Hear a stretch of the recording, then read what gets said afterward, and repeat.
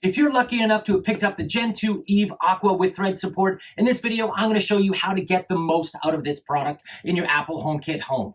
Let's check it out.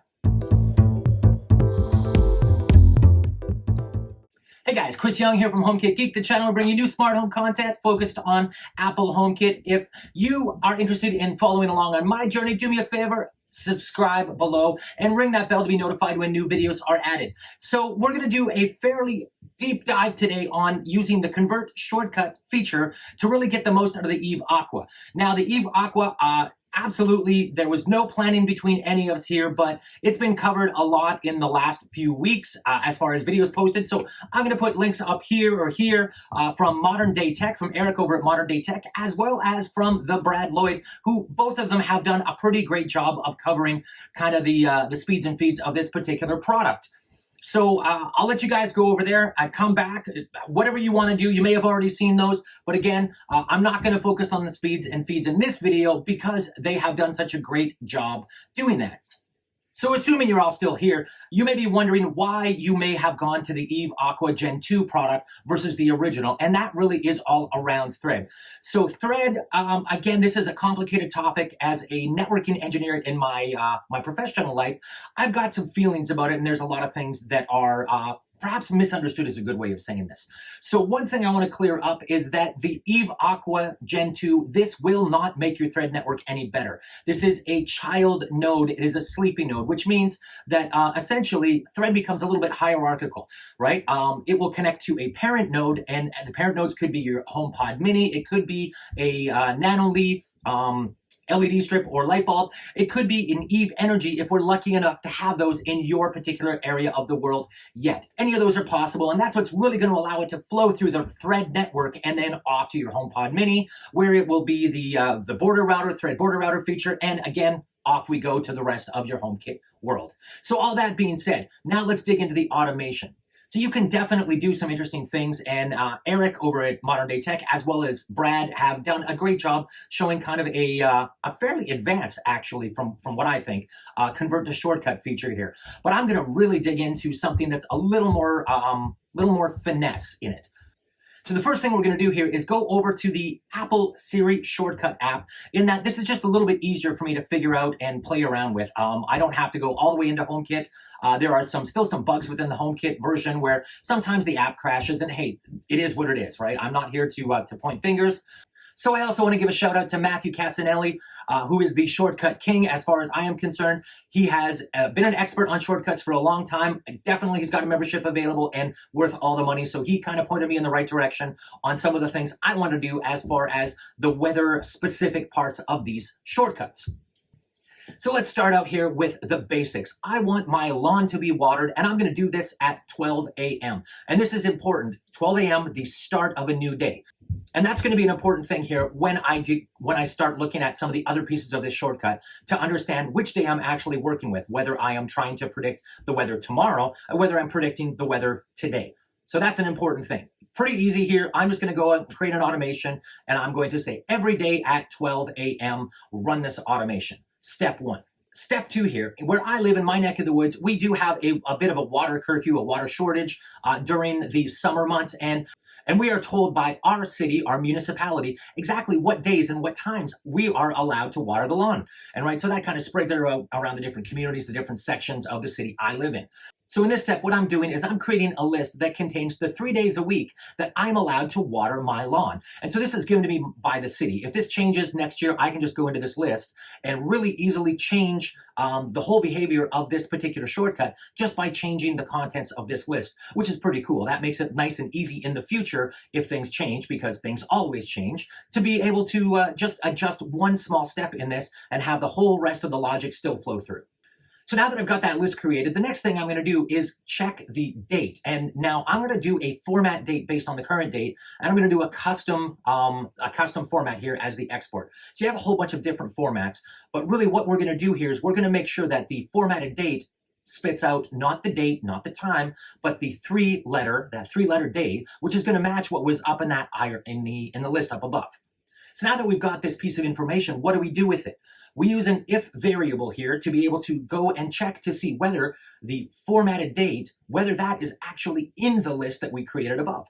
And the logic here is if it is in that list, then I want to perform the rest of the logic, which is I want it to water my lawn. So now I've got this pretty cool shortcut set up where it's going to be able to look at it and say, hey, on these days, go water the lawn. But I want to do better than that. I want to also be able to check, for instance, is it the time of year where I should be watering my lawn? I live in a part of the world where temperatures can get very cold, and maybe I don't want to be watering the lawn if it gets too cold. So if it starts to approach zero, I'm not going to run this at all. So how do we do that? Well, I'm going to use that weather forecast piece, and I'm going to get the daily forecast, and I'm going to only do that once, right? So there's a principle in programming, in coding in general, called the dry principle. Don't repeat yourself. So I don't want to go and grab this multiple times. So I'm going to grab this variable once to say, hey, what is going to be the daily forecast for the week? So once I've got that, I'm going to grab the first item in that list. And the first item, because that's the day I'm at. I'm doing this at midnight, so it's the day. If you, in your particular shortcut, were to run this at 10 p.m. the night before, you would be getting the second item in that list, and that's tomorrow, right? So again, I'm checking here to see whether or not the temperature, the low for the day that I'm at, that I'm interested in, is going to be greater than 5 degrees. If it's greater than 5 degrees, awesome, everything is good. Let's do that. Let's push the automation forward. Let's go water the lawn, right? If it's not greater than 5 degrees, so if it's below 5 degrees Celsius, again, let's be specific here for my friends on the southern border. If it's not greater than 5 degrees Celsius, don't do anything. Don't water the lawn. Don't turn the water on. I don't want to freeze all my grass, kill my plants, any of that kind of stuff. So now we've made the second choice in our logic. The first choice is it the right day? So at 12 a.m. every single night, I want you to run this particular automation. First thing you're going to do is check the day. Awesome. If it's the good day, that's cool. Let's go to the next step. So let's check the temperature, the low temperature of that day to see whether it makes sense for me to actually water the lawn or not. We're doing pretty good here. We've selected the days that we want. We've done that in a flexible manner. We're predicting the weather. We're getting the weather predictions for the next day. We're not watering the lawn if it's too cold, but I want to do more than that. Maybe I don't want to water the lawn. I want to conserve water if it's going to rain the next day. So the next step here is I'm going to go and just grab that same item from the list. I don't have to go grab the weather again. This is that don't repeat yourself piece.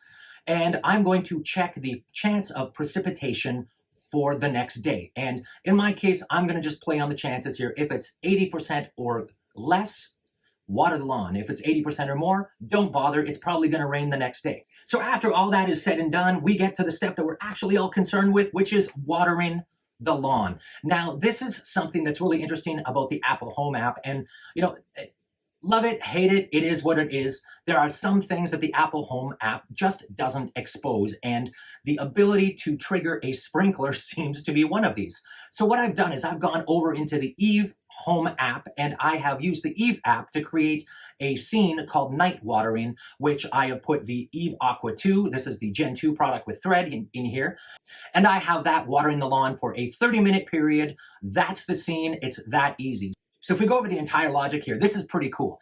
Think of what we've done here. We have created a single automation that will, at midnight every single night, will go out and it will check whether or not it's the right day of week that I'm allowed to water the lawn. Step 2, it will go out and check the weather, and based on the weather, if it is too cold, it will just say, nope, not watering it. If not, it will continue to the next step. It will then go and check the chances of rain the next day. Again, if it looks like it's going to rain, awesome. Don't water the lawn. If it's not going to water, we get the right amount of water. So this is pretty awesome. We've got everything set up here. Now, the only thing that actually I can't automate is the placement of the sprinkler. So that's still something that you're going to have to do is, send one of the kids out, or you go out to your lawn and move the sprinkler around. Can't do anything about that one. For those of us who don't have in-ground sprinkler systems, it is what it is. But at least this is a lot better way to be able to not have to be up late at night, not forget to water your lawn, not to overwater your lawn. None of that happens. Really, really cool automation that I want to share with you guys.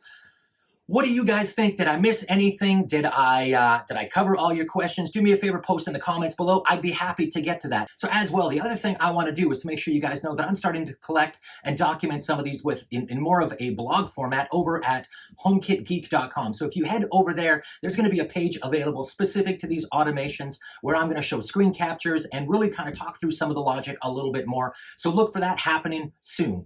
And with that, here, YouTube should be posting a video that they think you might be interested in watching next.